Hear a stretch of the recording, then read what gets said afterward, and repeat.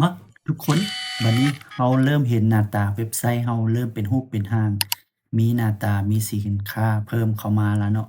แล้วก็แยกเป็นประเภทต่างๆอย่างเช่นว่ามีแคตาล็อกสินค้ามีแป้งมีเบเวอเรจมีนมมีน้ำตาลมีหยังต่างๆนี่เนาะบัดนี้สินค้าเราเริ่มมีหลายขึ้นแล้วเราจะมาจัดเบิ่ง Product Setting และก็การจัดสร้างการของสร้างเนาะหมายความว่า Inventory เราจะกวดเบิ่งสินค้าเราหยังวิธีเข้ามา WooCommerce แล้วมันจะมีตัวคำว่า Setting นะครับว่าเข้ามาทำอิฐเนาะ Setting เข้ามาทำอิฐให้ทุกคนมาตั้งก่อน Store Address อันนี้แม่นที่อยู่ของร้านเรา Diak แต่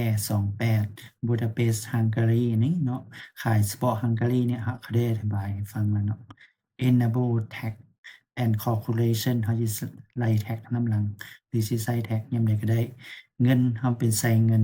Hungary ก็คือเงิน Foreign บัดนี้เราจะเข้ามา Product Setting ใน Product Setting มันเขาจะมามี Manage Stock Enable Stock Management หมายความว่าเราจะจัดการสต็อก Hold 60 minutes หมายความว่าในเมื่อลูกค้าเลือกสินค้าแล้วยังบ่ได้ชำระนั้นเรากำหนดให้60 นาทีเนาะUnpaid นี่เนาะใช้ค้างอยู่และเกิน60 นาทีเราจะเป็นให้มัน refresh ตัวเองใหม่คืนเนาะ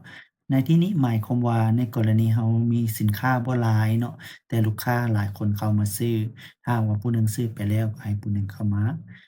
Enable Low Stock หมายความว่าให้แจ้งเตือนมีสินค้าที่ว่าเรายังน้อย Enable Out of Stock หากว่าตัวใดเราน้อยเราก็แจ้งเตือน Notification Lower Store at Hold Out of Stock นี่เนาะสินค้าหมดก็ให้แจ้งหรือเราคลิก My Text อันนี้หมายความว่าสินค้าหมดแล้วมันบ่ให้โชว์ในเว็บไซต์ของเรา Stock Display ในกรณีว่า Always Show Quantity ให้โชว์ตลอดว่าสินค้าเรายัง12 อัน Always Show Quantity Remain เหลือให้ยังแต่2 อันเนาะ Never Show Quantity บ่ให้แจ้งจำนวนสินค้าอยู่ในสต็อกแต่แจ้งว่ามันยังเนาะอันนี้เป็นการตั้งค่าต่างๆใน Inventory ตัวนี้หมายความว่าในกรณีสินค้านี่เรามีทั้งหมดอยู่ทั้ง17 รายการแล้วเนาะประมาณ17รูปหั้นเข้ามาโชว์เป็นกิโลเป็นเซนติเมตรนี้ Enable Product ว่าบัดนี้เราอยากตั้งค่ามันเนาะอย่างเช่นว่าตัวนี้เนาะบัดนี้เราจะมาแนะนำเกี่ยวกับการตั้งค่า Products All Product เรามาลองนี้อร่อยดี Coconut Milk เข้ามา edit นี้ในเลื่อนลงมาเราก็จะเห็นข้อมูลเนาะการใส่รูปการใส่ Product Catalog อยู่ใน Coconut Milk และนี่อยู่ในแบรนด์ยี่ห้ออร่อยดี และ Inventory อยู่ใน3เนาะอย่างเช่นว่าเราจะเอาไว้ใน SKU ใดและนั่นนี่เนาะ In Stock เนาะ Tag Stock Management หมายความว่าเราสามารถจะได้กำหนดได้ว่าเครื่องตัวนี้ยังอยู่ในสางสมมุติว่ายัง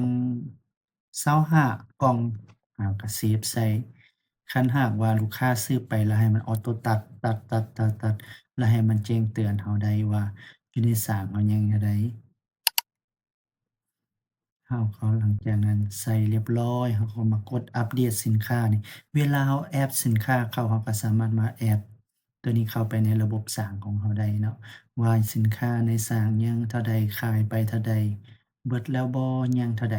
อันนี้แม่นการระบบการจัดการสินค้าของเราเนาะหลังจากเราเรียบร้อยแล้วเราก็วิวที่วิว Change ตัวนี้อย่างเช่นเรากด Coconut Coconut Milk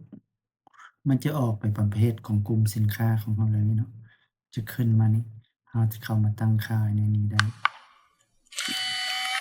เจ้านี่ก็แม่นข้อมูลในการตั้งค่าProduct Setting ของพวกเราเนาะการตั้งทำอิฐเราเริ่มจากตั้งที่อยู่ของร้านแล้วบอกว่าเราจะไปขาย Enable Jack เราจะใส่คูปองก็ได้เราสิใส่ Geolocation ซอกหาข้อมูลลูกค้าเนาะว่าอยู่ไสแล้วก็ Product Setting ของพวกเราสามารถกำหนดได้ นี่ก็เป็นเพียงขั้นตอนวิธีการตั้ง Product Setting แล้วก็ Inventory การจำกัดการบริหารสร้างของเราว่ามีสินค้ายังคงเหลือในคลังเท่าใด ลาก่อนแล้วพบกันใหม่ในคลิปต่อไป